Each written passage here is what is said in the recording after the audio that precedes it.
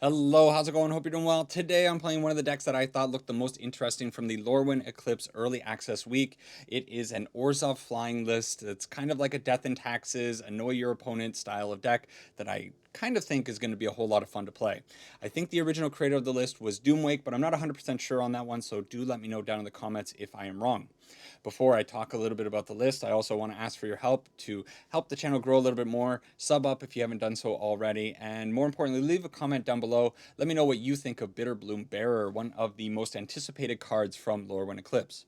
Now, this is a flying deck, so of course we are going to be trying this card out in this video. It is a 1/1 Fairy Rogue creature for 2 that has flash and flying, and it says at the beginning of your upkeep, you lose 1 life and create a 1/1 blue and black fairy creature token with flying. So this thing's just going to go nice and wide, create a whole bunch of blockers or attackers for us in the sky, and make it very annoying for the opponent to deal with. Now, this is a flying deck, so we are playing 4 copies of Momo Friendly Flyer. This thing is going to give our first non-lemur creature spell with flying that we cast on our turn a 1 generic mana discount. That's going to benefit our Doorkeeper Thrull if we decide to put it out on our turn. It's also going to benefit the Sinkhole Surveyor, the Clarion Conqueror, the Dark Star Augur, and of course the Qarsi Revenant. Now, all of these flyers are going to do a little bit of something different for our deck. The Qarsi Revenant is just a really good flying, death-touching creature, good for blocking or attacking in. It also has lifelink that's going to offset some of the life that we're going to probably be losing from the Augur. This is going to be our source of card draw because at the beginning of our upkeep, we get to reveal the top card of our library and put it into our hand, but we are going to lose life equal to its mana value. So if we hit a Revenant off of the Augur, it's going to take we're going to take 3 damage. Could hurt a little bit, but hopefully we get lucky and hit some of our low end from the Augur. Then we have the Clarion Conqueror, our first kind of taxes style creature in the deck. This thing says activated abilities of artifacts, creatures, and planeswalkers can't be activated. So this thing is going to be turning off our cub lands, for example. It's going to make the artifacts decks have a little bit of a harder time because they can't use repurposing bay and things like that. We are also playing Doorkeeper Thrull, which is going to turn off the ETBs of artifacts and creatures entering the battlefield, which can be very annoying for some decks to deal with. And the Sinkhole Surveyor is just our attacker. It's a really good creature that, if it's left unchecked, can create a whole bunch of power on the board with the Endure 1 ability that it has. We are also playing 4 copies of a card that I absolutely adore. If you watched this channel a couple of months ago, you will know that I was playing a ton of Warden of the Inner Sky, and this was one of the cards that as soon as I saw it, I was like, yeah, I gotta try this deck out. This thing says as long as this creature has 3 or more counters on it, it has flying and vigilance, so it becomes quite big and quite powerful if we are able to put counters on it. How do we do that? Well, we tap 3 untapped artifacts and or creatures we control, and we put a +1/+1 counter on this creature. Then we get to scry 1, but we can only do this at sorcery speed. However, we are putting a lot of creatures on the board with the Bitterbloom Bearer and also with the Sinkhole Surveyor, so we should be able to have a lot of creatures on the field to tap down and keep growing our Warden. And then we get a bunch of scries, which is always good. We have a couple of copies of Cecil for good measure, and then finally the last new card in the deck is the Requiting Hex. This thing's just good removal. I'm sure you've seen it all over the place this week. Land base is what you would expect for Orzhov. We are going to be hurting ourselves quite a bit with the Multiversal Passage and Starting Town, but hopefully this Qarsi Revenant can offset some of that damage that we are doing to ourselves. So we're going to jump into Arena, see how it plays out, and hope for the best. See you over there.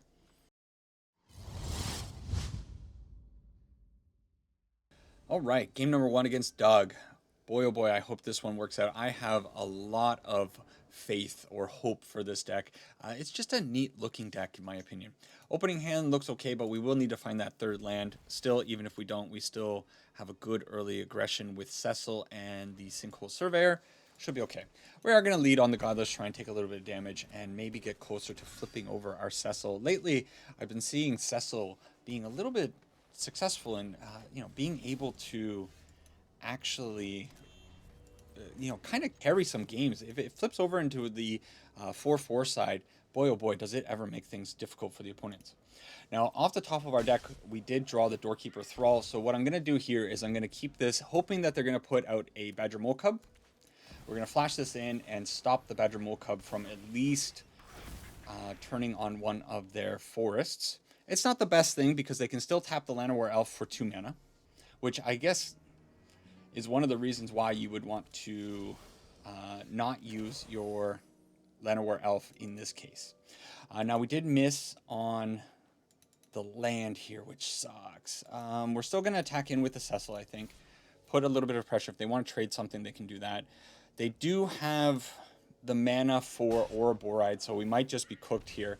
But I think if we go Warden of the Inner Sky and kill the Badgermole Cub, yeah, maybe that's a play.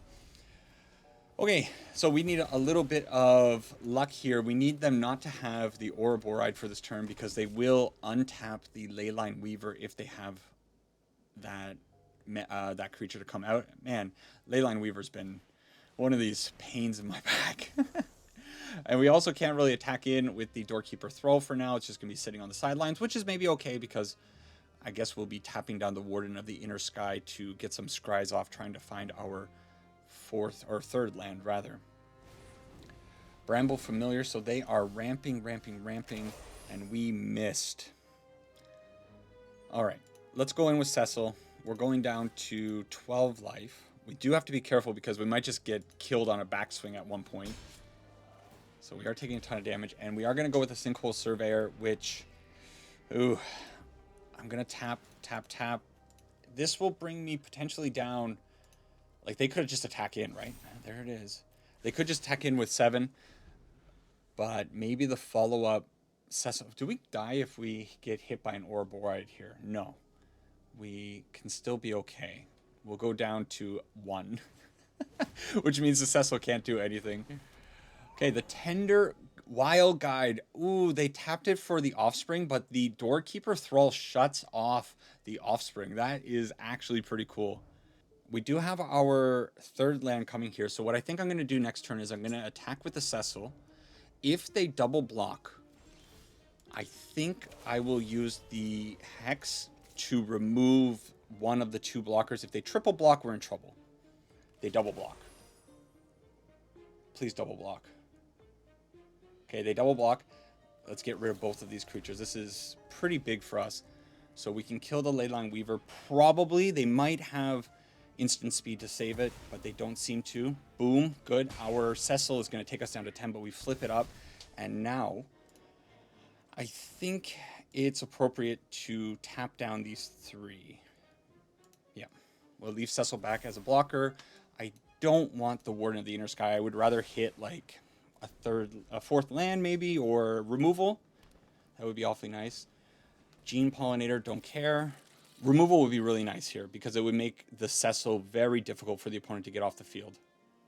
I'm starting to see like this deck is one of those decks you might have to really work with or work to get the kills with. Okay, so we can attack with everything if we really wanted to. In that case, we would endure 1, make this a 2/4. Our Warden would be a 3/4. They can't kill those things because the Cecil will give everything indestructible. That sounds pretty good to me. However, we could also just go out with the Revenant. I think we're attacking. Like, we got to put pressure on them. They're at 14 life. Even if they kill the Cecil here, they're going to have to put at least the Bramble and the Leyline Weaver in front of it. And I think I'm kind of okay with that. I'm going to put the 1/1 on it so that they can't cleanly block with the Leyline Weaver. If I'm your... oh, man. Knowing that you just kind of got blown out last turn by the Requiting Hex, do you really want to double block again, knowing that we might have another way of doing that? Maybe you just put the Llanowar Elf in front of it and hope that... okay. So I'm kind of fine with this. I'd rather take both of these creatures off the field, even if we lose our boy, and then go out with the... So this thing, if I Offspring it next turn, that's going to be pretty good. But also we're going to draw 2 cards. We're at 13 life, which is pretty healthy.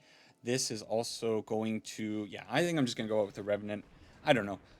This, I'd rather try to get the Offspring on the following turn for it because it's really good with the Warden of the Inner Sky. However, wait. Isn't that a little bit of a nombo? Whoa. I'm just realizing something now. Because the Offspring did not work out for the opponent in the last time, that's going to be the same thing for us, right? Okay, we don't want to be doing that. So we will attack, we'll attack. Very awkward attack for the opponent to deal with. We'll make a 1/1 this time around. And we do have the Hex to stop whatever they're doing. What do you block here if you're the opponent? You could double block Leyline Weaver and Gene Pollinator, triple block. That would be really bad for the opponent. They don't block anything. Okay. Well, let's hit them down to 1. And then in that case, put out... I think I want to put out the Warden of the Inner Sky. And hold up the Hex. And the Hex will just be used to kill the Leyline Weaver. Should we just... I wonder if I should just hit the Leyline Weaver now. Weird. You're seeing... What you're seeing here is the problem with the Badgermole Cub decks. They just draw too much of the mana side of their decks and not enough of the enabler side, or I guess the mana is the enabler side, the payoff side of the deck. They don't hit the Ouroboros, they don't hit the... What else do they even play in this deck? Craterhoof Behemoths, I guess. And yeah, so even though we had kind of a wonky start, really good. Doorkeeper Thrull kept the opponent under control. We didn't even have the Clarion Conqueror to really shut this opponent way out. So good, clean opening. Now I'm thinking a little bit more about the deck and the nombos in the deck. There are actually 2 now that I'm thinking about it. The Clarion Conqueror is also going to stop our Warden of the Inner Sky from being able to tap stuff down. So we do have to be conscious of that. Prowess Otter is going to be a big problem for us, especially since we're going to be losing a lot of life from our mana base. Godless Shrine, Godless Shrine, Godless Shrine, and Multiversal Passage. Our deck is saying, hey, you are going to be taking some damage. And Muppet Brains is playing a Azorius aggro list by the looks of things. I think we could be in big trouble. I love this style of deck. I have a lot of fun playing it, and I think it's going to be pretty good for the opponent. Hey, good. Courtyard is a little bit helpful. I don't really want to see more lands, but it's something. I guess I do this. Clarion Conqueror, pump up the Momo. The Momo's not going to be blocking anything, so I may as well get in for 2 damage while I can. And unfortunately, the Clarion Conqueror does not turn off enchantments. So they are going to be able to pump up the Otters and also make 1 more Otter if they choose to go out with the Storm Chaser's Talent. They have the 3rd land, so probably they can get both of these Otters out of range of our Clarion Conqueror. I can't really block, and we might just end up taking 8 damage here. What do? You can't block it, right? It's almost certain that they have the ability to get these up to 4. They did not, but 3 was powerful enough. Okay. What is this card? Rally the Monastery for... Costs 2 less to cast if you cast another spell this turn, and it creates 2 monks with prowess. That's a cool card. We're toast, right? We can go out with the Sinkhole Surveyor, and we can also go out with the Doorkeeper Thrull, but I don't think I want to take damage to do that. I'll attack in for 2, but hey, this Azorius aggro list going first, getting the hop on us is... Oh boy.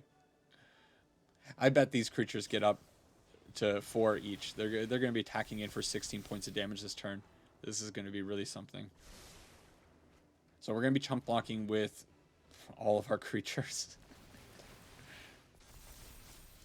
Storm Chaser's Talent, make 1 more baby. And yeah, I love seeing opponents doing cool things. I never see Rally the Monastery. That's just a neat looking card, especially if you're kind of like in a Fury style deck. It seems very, very potent. So here we are. Block. They're going to play probably 1 more spell, like an Opt. They're going to get the clean kills on both of these things and take us down to 1. Maybe they just pump. They just pump it. Okay, Muppet Brains playing a really interesting fast aggro list that I think we did not have any chance against. Our tech doesn't shut down anything in their deck, I'm pretty sure. So bad matchup for us. The more I think about it, the more I realize that really I am just out here hunting for Badgermole Cub decks. I want to feast on those decks. And we get our first Bitterbloom Bearer. I think we go out on black for this one, tap it down. We don't need to lose 2 life for that. And next turn we can go out with the Concealed Courtyard. Now there is, unfortunately, well, maybe fortunately, if they end up playing the Badgermole Cub out here, Leyline Weaver, okay. They have 1 more mana. Do they put out the Mana Dork? No. So we'll take 1 damage. It's not a big deal. And we will start killing ourselves with our Bitterbloom Bearer. But we can now put out the Clarion Conqueror. And the Clarion Conqueror is going to say, you can't do much. Activated abilities of artifacts, creatures, and planeswalkers can't be activated. That means all of these mana abilities even do not work. And the opponent is now on 2 mana because this Fabled Passage is not going to give them a land. That being said, they do have the Leyline Weaver. We cannot attack in with the Bitterbloom Bearer. So all it's doing is murdering us. And I suppose because we drew like this, we're going to put out... Oh, I just realized what I was talking about earlier is the Nombo right there. The Warden of the Inner Sky not going to be able to tap down these 1/1s. I was thinking, hey, I'm just going to put out the Warden, start scrying, making this thing big. But here you see this little Nombo in action between the Warden and the Clarion Conqueror. So as much as I like seeing the Clarion Conqueror, I think you probably don't want to put this into the deck. Interesting choice to put the Badgermole Cub onto the field, and now they just have a 1/1 that they can't do anything with. Yeah. Here we go. Keep attacking in the sky. We'll put the counter, or the extra counter on that, and I suppose we put the Qarsi Revenant onto the field so we can start gaining back some of the life that we're losing with the Bitterbloom. Look how wide we are going. Now, next turn they might get up to... that's Enduring Vitality. That's a card, right? Ooh. We might get up to the point where... I know what I'm doing here. I'm just attacking. But who cares? If they kill one of these 1/1s, not a big deal. They're going to go down to 1 life here, I believe. So if they end up drawing the big boy, or Boride, they can actually get a nice little board going. But we're at 16 life. We have a life linker sitting here. 1 life. Like, man, this deck feels so good against Boride Badgermole Cub decks, doesn't it? Yeah, okay, cool. What an all-star card this is. Yeah, you send the team. You go for it. You go, girl. How much damage am I taking? Let's just be safe. It's fine.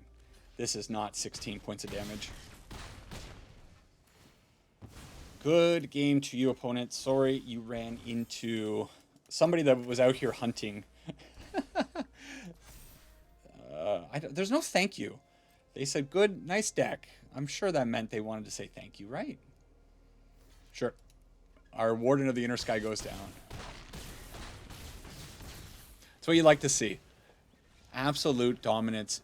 Punish those opponents for playing all of these mana dorks. Man, oh man, Clarion Conqueror can feel so oppressive in some decks, can't it?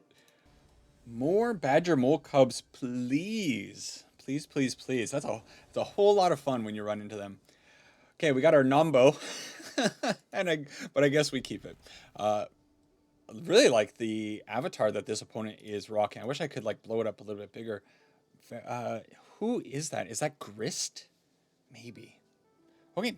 Unfortunately, our mana base going to be murdering us along with the Bitterbloom Bearer, but hey, that's the price of glory, isn't it? The opponent looks to be on Dimir. Hopefully they don't have a counterspell for our Bitterbloom Bearer. Maybe not. Maybe it's a Kavaro list. It is a Kavaro list, in fact. Okay, we're going to take 2 more points of damage. It doesn't really matter if we're taking damage here. But we need to find... I guess we need to find the Doorkeeper Thrull. Doorkeeper Thrull, only thing that's going to keep us alive in this game. And I also think I have to tap, tap, tap here to make sure I find something that's not that. That is not what we want to see. Okay, we'll put out the Sinkhole Surveyor this time. Maybe conserve a little bit of life to stop this town greeter from attacking us. But I think we might be really cooked here. Man, these are some lopsided games. We're either dunking on Badgermole Cubs or we are running into stuff that we don't want to see. And not hitting lands. That is maybe the bigger issue overall. Okay, so we take a little bit of damage from our Sinkhole Surveyor, but we do get in for 2 damage. They do not put the Steam Core Scholar in the graveyard. A little bit of an interesting choice, in my opinion. We don't want that. But what that maybe means is that they don't have a Kavaro. Oh, I mean, they have the Kavaro in the graveyard, but maybe they don't have the way of reanimating yet. So they're being a little bit cautious about things. What did they put in there? That's a lot of Terror of the Peak. So if they do end up finding the Living End Reanimator thing, we are in big trouble. They still haven't hit it. They can't attack in super comfortably. Of course they can do that, but is it worth it? No. I was gonna say, like, should I put in the Bitterbloom? It's all the same. I gotta pay 2 mana or 2 life to put in the Bitterbloom Bearer to chump block. I mean, it just doesn't do anything. It just puts us down a card, right? Okay, draw. Please give me a land. Yeah. Okay. Okay. So we can still mount a pretty good aggression against the opponent, I suppose, here. Don't want that. Because now our Warden of the Inner Sky is flying. We can put the Clarion Conqueror onto the field. That's going to turn off our boy here. Warden of the Inner Sky. But we need another attacker, I think. Ooh, am I brave enough to put the Augur on? I don't think so. I'm gonna leave the Warden of the Inner Sky as a 4/5. Attacking with these 3 creatures, I think, can be okay if I fly over them. Maybe we can get a... Well, you know, we are gonna have quite the attacking force going in here. They don't seem to have anything. So if we attack in, they have to chump block with this. We get in for 3, 4, 5, 6, 7. No, why did I miscount that completely? And we hit probably the best card in our deck. So if I attack like this, they block here. Everything else goes flying in, and that's lethal, right? Sure. I'm pretty sure this is lethal. Yeah. Cool. So we were able to still find lethal through a Kavaro. Not through a Kavaro. We just got lucky against a Kavaro because they didn't end up putting their Bringer of the Last gift into the graveyard. Had they done that a little bit earlier, we would have been in real trouble, but the Doorkeeper Thrull would have saved us now.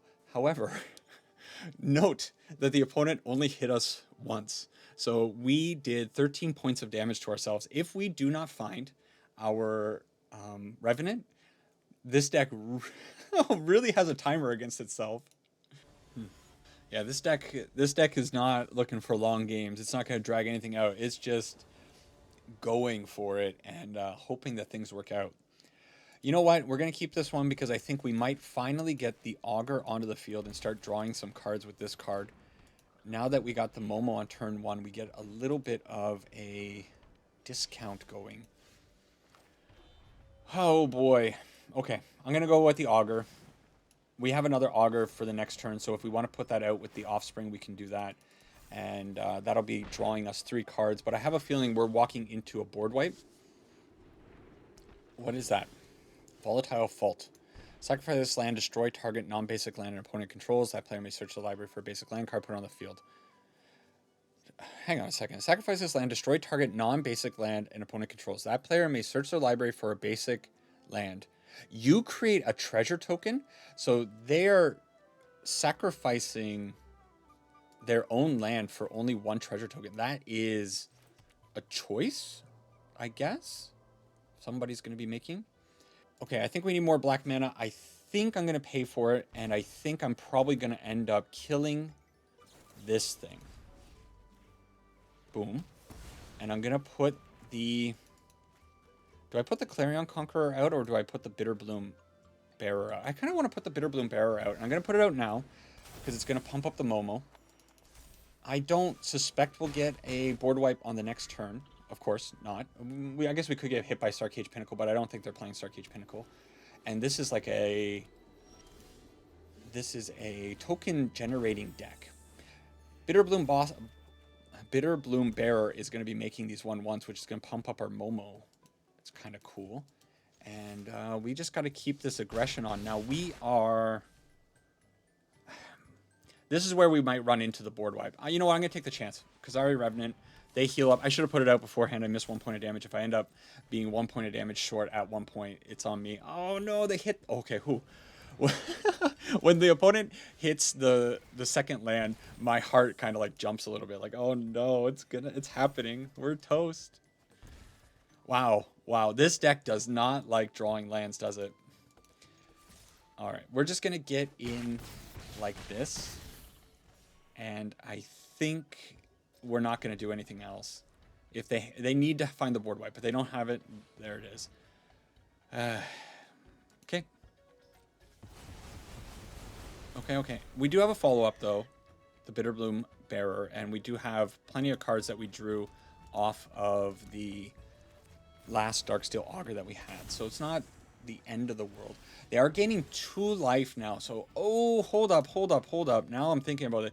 Wind Crystal plus Authority of the Consuls makes Bitterbloom Bearer, like, really bad. Okay. I gotta hope that they don't have another thing. They're gaining so much life from us. It's fine. It's fine. If they have another board wipe, though, we're done. We ran into probably a really hard matchup having... you got to assume that they're playing Beyond the Quiet. They're also playing... what do you call it? Day of Judgment. Yeah, we could just be in real trouble. What is the activated on this? Creatures you control gain lifelink. Okay.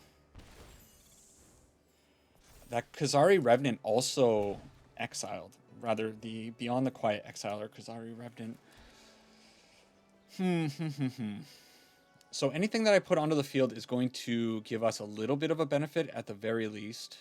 But I think we might just be... No, we're just dead, right?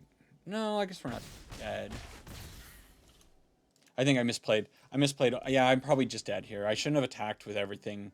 I think I'm a little bit flustered, to say the least. What do you do against this when you have a Bitterbloom Bearer on the field? I probably shouldn't have played out the second one, knowing that the Wind Crystal and the Authority of the Consul was going to start gaining them tons of life. And they just get to draw a card. That's cool interaction. Caretaker's Talent giving them a land draw with the Everywhere land is pretty wild. This comes in. We take how much damage? I think... Oh, we only... Oh, we're going to die? Oh, we don't die! But we are dead. We are so dead to our own Augur. They've gained so much life. All right. GG, opponent. Good game. Did I mess this one up somewhere? I think I probably did, but I'm not sure I even had a chance after they hit the Beyond the Quiet. Once in a while, I end up... Some games get caught on camera, and it's just like... Things went so poorly. I started to feel like embarrassed. Like, what's going on? What did I do in that game? I don't know. It was just awful. Don't worry about that one. We're going to move past it. We got 2 Warden of the Inner Sky, so we're going to put one out this turn with this wonderful Godless Shrine that's going to deal 2 damage to us. And we're going to pray that we can maybe find a Momo. Momo would be pretty great here. Talus, Temple of Malice. Talus. What a genius combining those 2 words.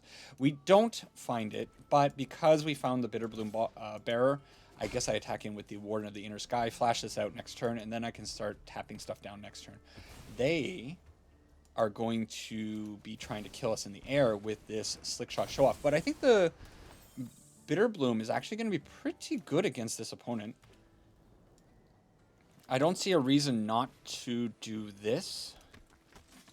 Probably tap down everything like that. Yep, sure.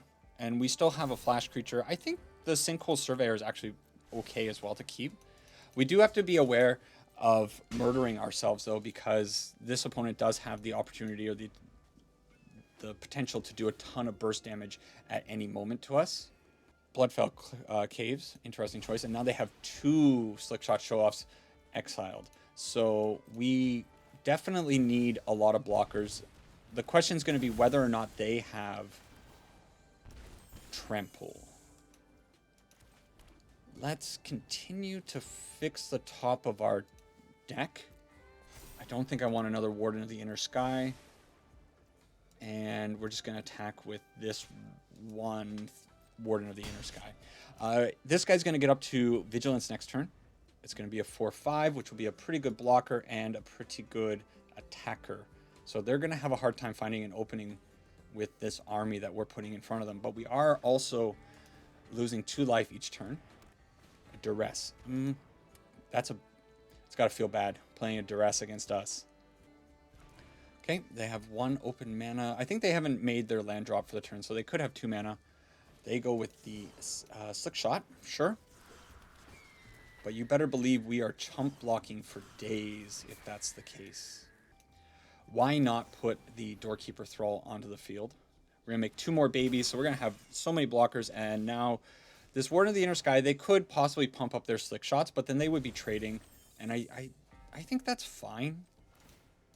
We're probably not going to block with the Doorkeeper Thrull.